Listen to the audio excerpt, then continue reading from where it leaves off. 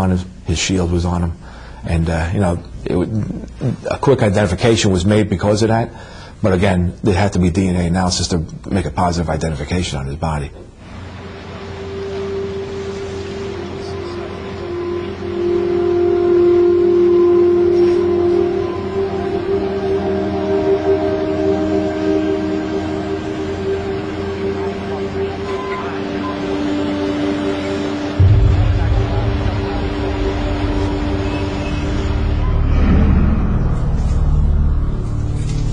When Kim Bastable returned to work at the medical examiner's office after giving birth to a healthy baby, she was deeply moved by the rituals that were observed to honor the first responders whose body parts were recovered from Ground Zero.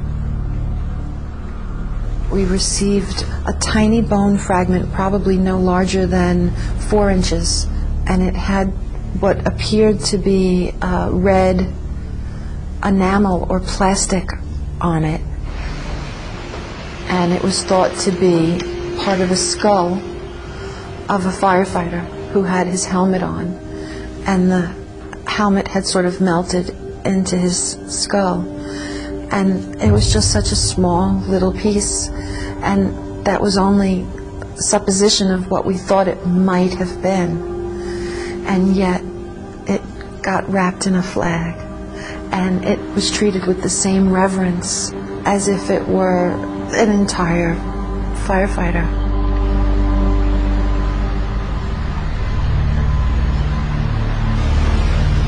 Many of the human remains recovered were tiny bone fragments. It was often very difficult for the investigators to distinguish them from bits of concrete or other debris. When remains arrived at the ME's office from the site, we had to determine if in fact they were human remains, because lots of other things came up from the site that looked like human remains but in fact weren't. You have to remember that the World Trade Center was a pretty busy workplace environment, and it had within it lots of restaurants and other food shops that had chicken, beef, pork, ribs, things that after the events could look like pieces of a human being, but in fact weren't. And even if it wasn't, let's say, a roast that was on its way up to some banquet that had been prepared, there were things that could look like human remains that weren't, just simply because it was rubble that looked like burnt bones. From the beginning, photographing all the human remains recovered from Ground Zero was an important part of the documentation undertaken by the crime scene unit. One of the photographs I had taken was of an individual who was burnt beyond recognition, and the only way in which we were to hopefully get an identification from this individual was from dental records. And clear in the photo is a shot of the lower jaw of the individual, teeth still intact. It was only by concentrating on the photographic process itself that forensic detectives like Kurt Harris could cope.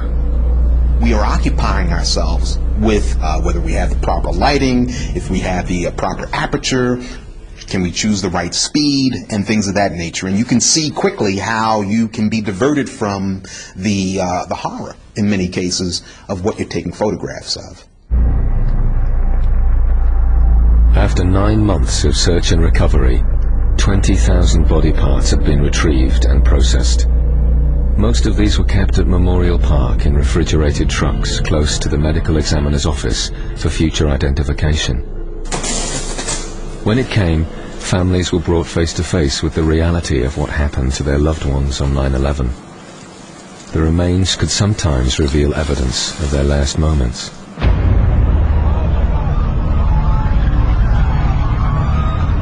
A lot of the interaction evolved into a dialogue between us at the medical examiner's office and the families about what happened to their relative.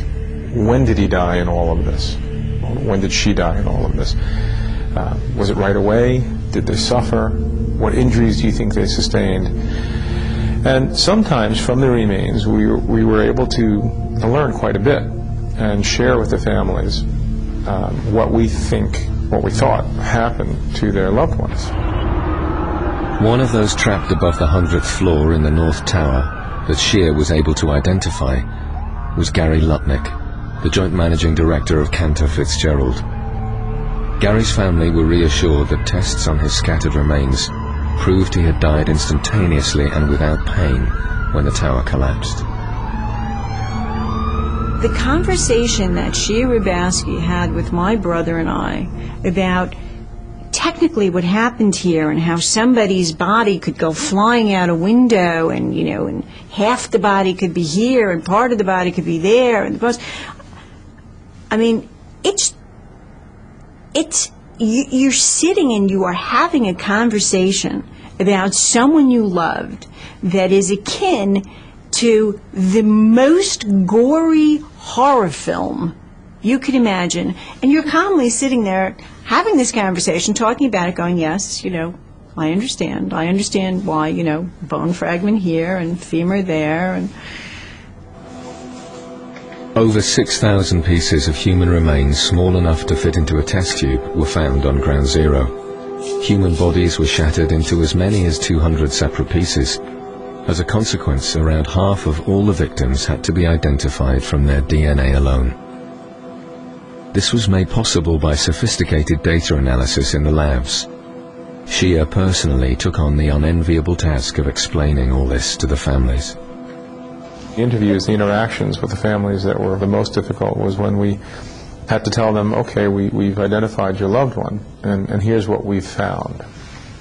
Perhaps a thumb or a piece of scalp with some hair attached, or a shoe with part of a foot in it, or firefighter bunker gear with 2 leg bones, or a piece of torso, or, you know, the lower half of the body, or an arm and a chunk of shoulder, or any one of 1,000 different permutations of what I just described.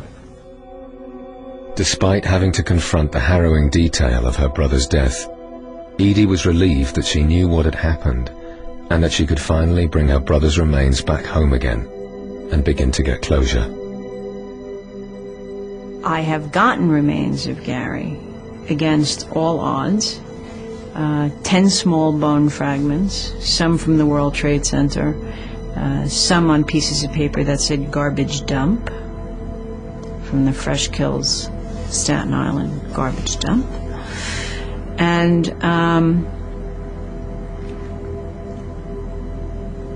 I'm glad of it.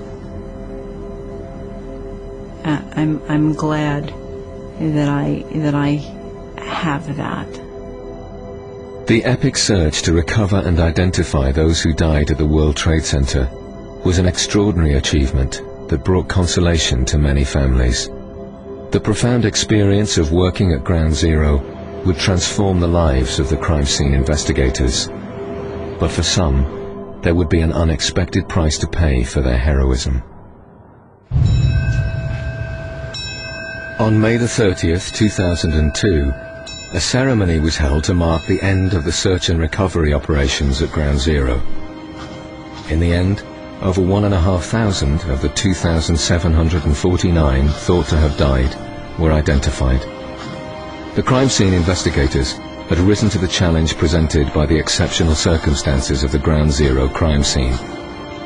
It was a proud moment for Joe Blozis as the NYPD led the parade of emergency workers off the site. You had the best of the best to not only process, but to investigate that scene. So there was a piece of me that was, I don't want to use the word happy, but I was content that I was there to be able to do my part. For Danny McKenna, his work for the crime scene team on Ground Zero became a deeply personal quest. I think my time down there was something that I felt I had to do for myself, just being a New Yorker and being a New York City police detective. It was something that, you know, you take personal, and you had to be there to, you know, to help out as much as you could, no matter whatever task or whatever, you know, function my function was, and it was important to me. But there was another challenge to be faced by the men and women who had braved the horrors of the Ground Zero rubble pile. A dust cloud said to include hazardous particles of asbestos, glass fibers and lead permeated the entire site. 70% of the emergency workers claimed to experience respiratory problems as a result of working on the site. One of them was crime scene investigator Ed Wallace. I would have these coughing fits, but when I would remove myself from ground zero, it would go away, and I wouldn't have that problem. But then in 2002, it wouldn't go away, and I was experiencing shortness of breath. After extensive medical tests, Ed was diagnosed with an incurable lung condition, sarcoidosis. My lungs were filled with what is known as bilateral infiltrate scar tissue from top to bottom of my right lung and only the top section of my left lung. And my pulmonary function tests were below normal. When crime scene investigator Kim Bastable gave birth to a second son in 2003, he displayed symptoms normally associated with autism.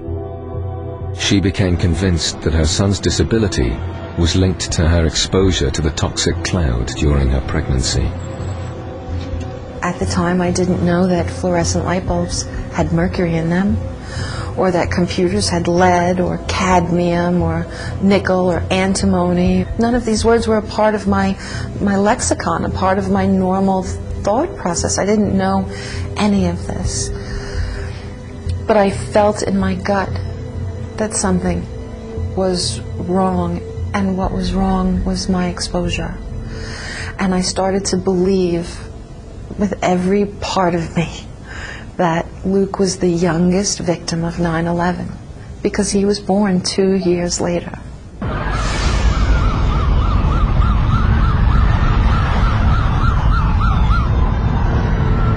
Another painful legacy of 9/11 was the sudden loss of loved ones. Edie Lutnick was devastated by the death of her brother Gary when the North Tower collapsed. Working closely with the medical examiner's office, Edie traced all 658 employees of Cantor Fitzgerald who had also died on 9/11. She set up the Cantor Relief Fund to support their families. This helped Edie come to terms with her own personal grief. There is nothing that I wouldn't give to be able to go back to the day before September 11th. Nothing. There's nothing that I've gained, nothing that's come out of this that could ever replace what we lost, ever. But I deeply love and respect my families. And I am grateful every day that they are in my life, and for that, 9/11 gave me that. I don't like the way we got here. I would change it if I could, but I'm grateful every day that these people are in my life. It was the deep personal commitment of the crime scene team, along with all the other emergency workers, that made the recovery mission at Ground Zero so successful. Remarkably, nobody lost their lives in the highly dangerous 9-month clear-up operation. Despite the huge physical and psychological demands made on all those involved, the crime scene investigators have no regrets. I consider myself incredibly fortunate. I got to be involved in an effort that was nothing short of heroic. But I will never completely lose my sense of profound sadness about what happened on 9/11. I carry the memory of the remains that I worked on and the families that I worked with inside of me, and I will for the rest of my life.